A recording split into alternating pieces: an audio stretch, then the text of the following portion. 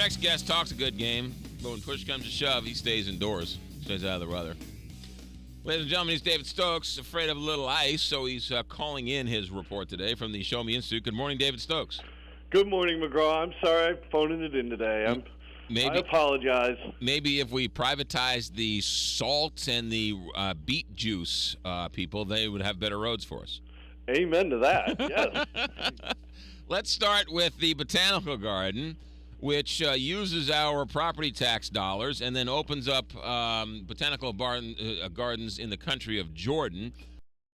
They have now made some news.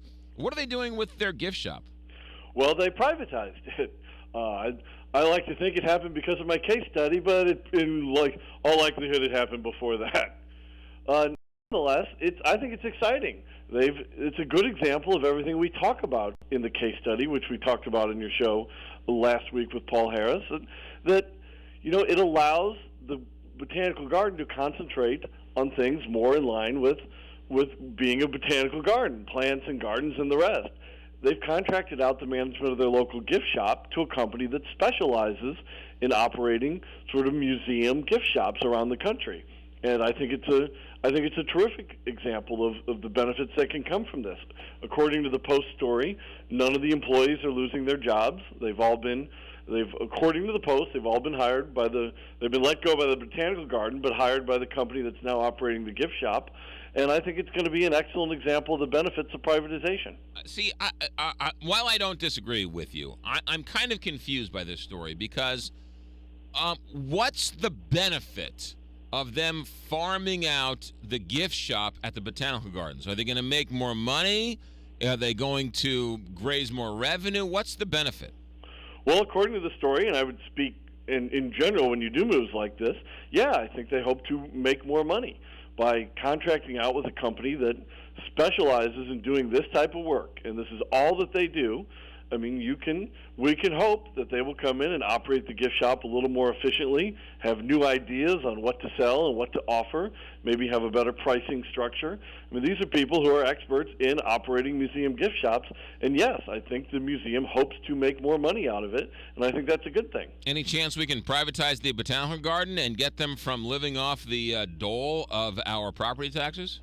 Well, they are operated in a fashion that is unusual in the country. Most museums and zoos and other things don't have direct property taxes like our zoo and our Botanical Garden and our art museum do. That said, the system we have is very popular in St. Louis, with certain scandals like the History Museum notwithstanding.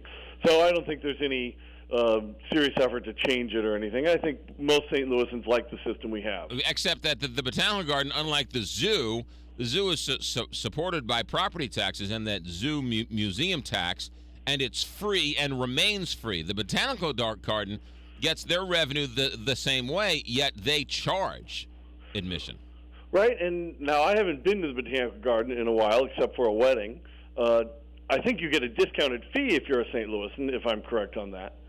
You may know more than I hear. I don't think there's anything wrong with them charging. I think certainly they charge less than they otherwise would without the property tax support. And again, it's not a system I might design. I think user fees are a great way to fund these types of things. But the system we have that they use is popular here, and I see it continuing for a while. Yeah, I've boycotted the Botanical Garden. Right. You and the Botanical Garden are not BFFs here. No, we've had. Yeah, no, I'm all for shutting down the gift shop and everything else and sending. Well, just never mind. I don't want to get into that. But it's interesting that the Botanical Garden likes to take our money and then charge us to walk into the door. That's all. That was my only point. Now let's move on here because there's a couple other things going on here, and that is parking meters. You've been talking about these parking meters for a while. Are you happy with the way things are going with the parking meters study that's been going on?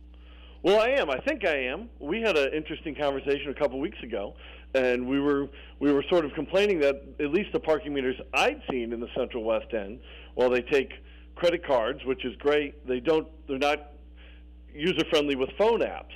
But in doing a little more research, I found out that some of the parking meters they're trying out downtown do take phone apps and do allow you to add time via the phone or pay via your phone. And I think that's very important. So I just really hope that the system that the St. Louis Treasurer she's trying out various types of meters around the city right now, and this is great. Testing things before doing it is the rest of life. But I hope that they adapt the ones that they're using downtown, which allow you to pay via phone.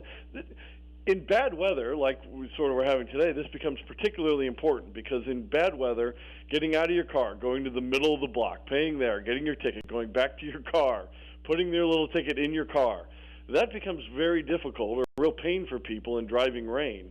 So this sort of the conveniences from the smartphones, I really hope they adopt it. Yeah, I do too. I think that's because no one's walking around with nickels and dimes and quarters anymore. Exactly, and you should, if your meeting runs long, you should be able to add time to your meter, right, up to the legal limit, of course, right, with that phone. And I really hope that that's the system they pick citywide, and I will be then very happy with that. What are your thoughts? We got about a minute or two left here, David Stokes. This story about this eliminating tax breaks for energy companies in the city of St. Louis. What are your thoughts about this initiative that was working its way on the ballot? Well, it's something that, generally speaking, of course, I support it. I support movements to reduce subsidies, and the people behind it, I've worked with them on some TIF issues, and I think they're doing a lot of great work. That said, I think people are a little torn on the idea of taking one group of company and saying you can't have subsidies, but the rest of the companies can. And I'm not a lawyer, so I can't speak to it from a legal perspective, but obviously a judge a week or so ago felt that that was unconstitutional to separate out one type of companies, energy companies, from the rest, and so it's not going to be on the ballot, although there is an additional hearing slated in the future here, so it may yet get on the ballot. That said, if it doesn't, I hope they just say, all right, we'll take out the part about energy companies and try and pass a ballot initiative that applies to all companies. That right. would be great. I mean, isn't the argument that it's so broadly written that anybody who uses energy is not allowed to get public dollars? So a police car that uses gas wouldn't get public monies? I mean, isn't it worded in such a bizarre way that it would wreak havoc? That is one of the complaints about it, and certainly the judge agreed that there were some problems in the language. There were problems with both separating out energy companies, but then also how do you define, the way it was written, how do you define an energy company? So it was a little bit too confusing, so they've taken it off the ballot. I just want to emphasize, though, that I agree with where the people are, the supporters of it, where their heart is in trying to reduce subsidies here. Mm-hmm. And I think if they I hope their next move is just say, all right, nothing about energy. Let's just reduce subsidies or eliminate subsidies for all businesses. And I'd walk lockstep with them in that. I'd be there to support them wholly there. Yeah. It's interesting that this ballot initiative got on they got enough signatures to get it on the ballot, but they have a hard time getting recreational marijuana on the statewide ballot. Well, I think they don't have enough trouble getting signatures in St. Louis and Kansas City. It's some of the rural parts that you might have some trouble. That being said, I certainly think in the next couple of years, I would expect we'll see some type of recreational marijuana thing on the ballot. I agree totally as well. David Stokes, when can we read you? When can we see you? You can read information on all these subjects we've discussed at showmeinstitute.org. Follow me on Twitter at David C. Stokes. David C. Stokes, thanks for calling in and phoning it in today. We'll expect a full report next Monday here in studio. I'll be in studio with some type of gift begging forgiveness. There you go. Be good, Dave. Thanks, McGraw. 8:48 here, Big 550 KT.